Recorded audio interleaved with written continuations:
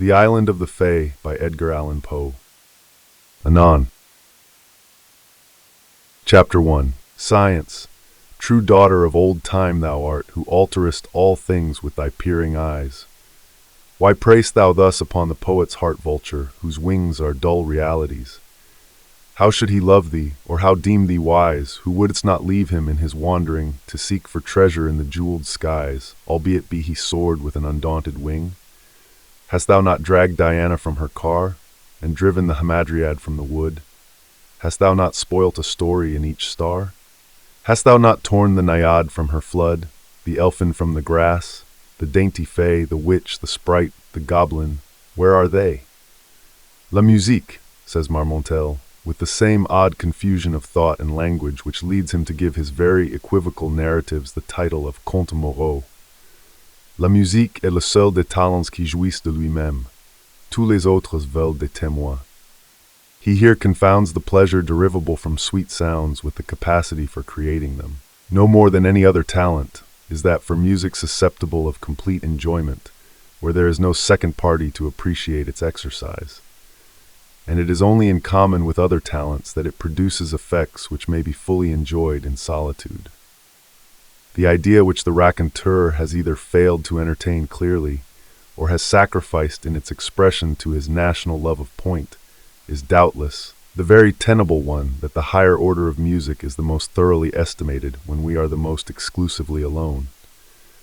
The proposition in this form will be admitted at once by those who love the lyre for its own sake and for its spiritual uses. But there is one pleasure still within the reach of fallen mortality, and perhaps only one, which owes even more than does music to the accessory sentiment of seclusion. I mean the happiness experienced in the contemplation of natural scenery. In truth, the man who would behold aright the glory of God upon earth must in solitude behold that glory. To me at least, the presence, not of human life only, but of life in any other form than that of the green things which grow upon the soil and are voiceless, is a stain upon the landscape, is at war with the genius of the scene. I love indeed to regard the dark valleys and the gray rocks and the waters that silently smile and the forests that sigh in uneasy slumbers and the proud watchful mountains that look down upon all. I love to regard these as themselves but the colossal members of one vast animate and sentient whole, a whole whose form, that of the sphere, is the most perfect and the most inclusive of all, whose path is among associate planets, whose meek handmaiden is the moon, whose mediate sovereign is the sun, whose life is eternity, whose intelligence is that of a god, whose enjoyment is knowledge, whose destinies are lost in immensity, whose cognizance of ourselves is akin with our own cognizance of the animalculae in crystal, or of those which infest the brain, a being which we, in consequence, regard as purely inanimate and material, much in the same manner as these animalculae must thus regard us. Our telescopes and our mathematical investigations assure us on every hand, notwithstanding the cant of the more ignorant of the priesthood, that space, and therefore that bulk, is an important consideration in the eyes of the Almighty. The cycles in which the stars move are those best adapted for the evolution, without collision, of the greatest possible number of bodies. The forms of these bodies are accurately such as, within a given surface, to include the greatest possible amount of matter, while the surfaces themselves are so disposed as to accommodate a denser population than could be accommodated on the same surfaces otherwise arranged. Nor is it any argument against bulk being an object with God, that space itself is infinite, for there may be an infinity of matter to fill it. And since we see clearly that the endowment of matter with vitality is a principle, indeed, as far as our judgments extend, the leading principle, in the operations of deity, it is scarcely logical to imagine that it is confined to the regions of the minute, where we daily trace it, and that it does not extend to those of the august.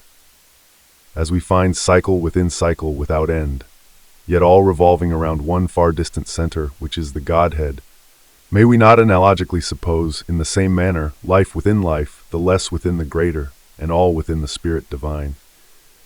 In short, we are madly erring, through self-esteem, in believing man, in either his temporal or future destinies, to be of more moment in the universe than that vast clod of the valley which he tills and contemns, and to which he denies a soul for no more profound reason than that he does not behold its operation. These fancies, and such as these, have always given to my meditations among the mountains and the forests, by the rivers and the ocean, a tinge of what the everyday world would not fail to term fantastic.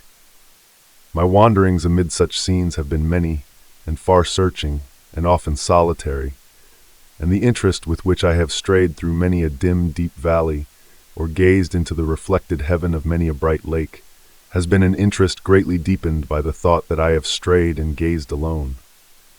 What flippant Frenchman was it who said, in allusion to the well-known work of Zimmermann, that la solitude est une belle chose, mais il faut quelqu'un pour vous dire que la solitude est une belle chose?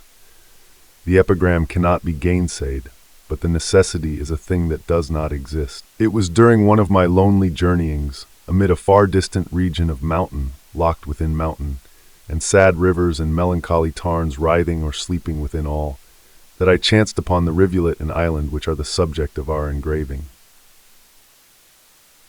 I came upon them suddenly in the leafy June, and threw myself upon the turf, beneath the branches of an unknown odorous shrub, that I might doze as I contemplated the scene. I felt that thus only should I look upon it, such was the character of phantasm which it wore.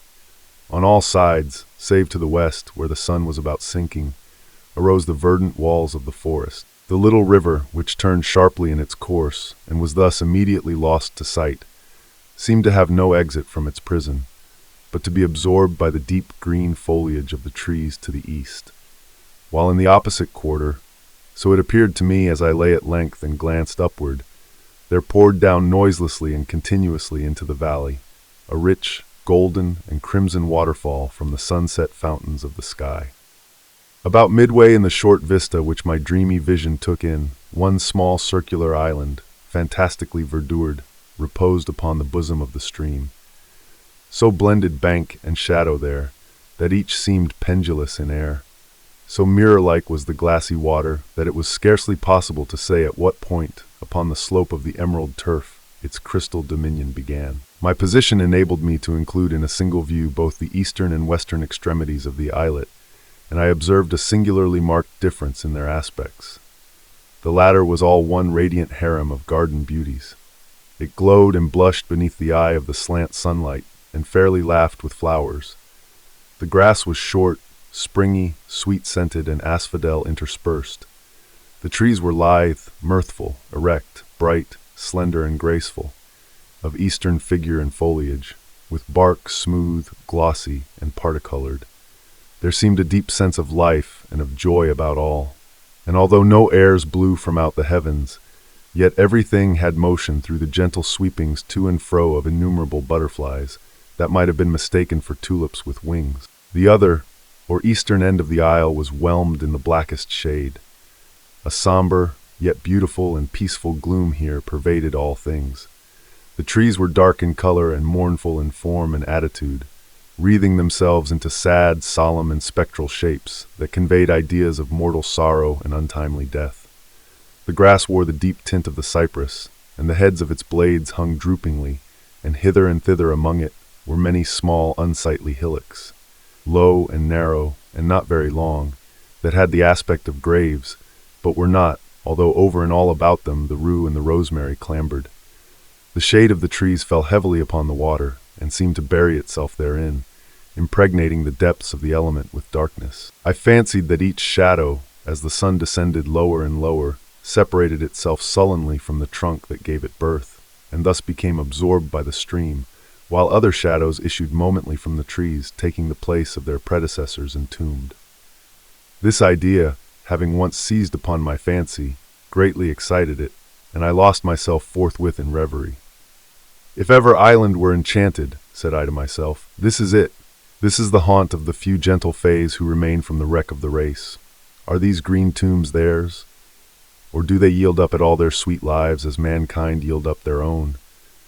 In dying, do they not rather waste away mournfully, rendering unto God their existence little by little, as these trees render up shadow after shadow, exhausting their substances unto dissolution? What the wasting tree is to the water that imbibes its shade, growing thus blacker by what it preys upon, may not the life of the fay be to the death which engulfs it?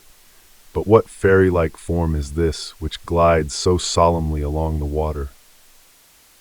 As I thus mused, with half-shut eyes, while the sun rapidly sank to rest, and eddying currents careered round and round the island, bearing upon their bosom large, dazzling white flakes of the bark of the sycamore, flakes which, in their multiform positions upon the water, a quick imagination might have converted into anything it pleased. While I thus mused, it appeared to me that the form of one of those very fays about whom I had been pondering made its way slowly into the darkness from out the light at the western end of the island. She stood erect in a singularly fragile canoe, and urged it with the mere phantom of an oar. While within the influence of the lingering sunbeams, her attitude seemed indicative of joy, but sorrow deformed it as she passed within the shade. Slowly she glided along, and at length rounded the islet and re-entered the region of light. The revolution which has just been made by the Fae, continued I musingly, is the cycle of the brief year of her life. She has floated through her winter and through her summer. She is a year nearer to death, for I did not fail to see that as she came into the shade, her shadow fell from her and was swallowed up in the dark water, making its blackness more black. And again the boat appeared, and the Fae, but about the attitude of the latter there was more of care and uncertainty, and less of elastic joy. She floated again from out the light and into the gloom, which deepened momently, and again her shadow fell from her into the ebony water and became absorbed into it